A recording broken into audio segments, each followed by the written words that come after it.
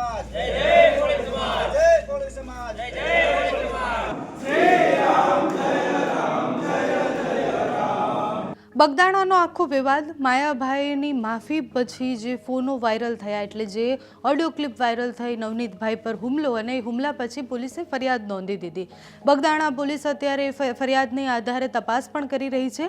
પણ આ બધાની વચ્ચે કોળી સમાજ જે છે એ વિરોધ પર છે। કોળી સમાજના આગેવાનો ગઈકાલે મામલતદાર કચેરીએ પહોંચ્યા હતા અને મામલતદાર કચેરીએ આવેદનપત્ર આપ્યું છે કે જેણે પણ નવનીતભાઈ પર હુમલો કરાવ્યો છે એની સામે સરખી રીતના કાર્યવાહી થવી જોઈએ, કડક કાર્યવાહી થવી જોઈએ। સાથે જે લોકોનું એવું કહેવું છે કે માયાભાઈના દીકરાનું નામ પણ આ ફરિયાદમાં નાખવામાં આવે એની સામે પણ તપાસ થવી જોઈએ।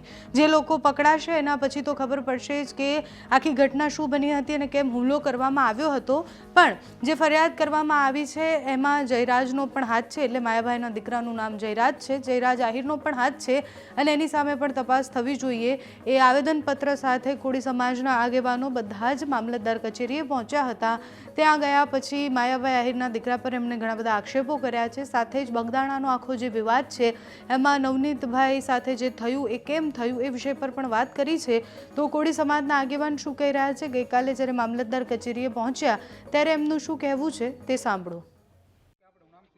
Kishanbhai mayor advocate Bhavnagar.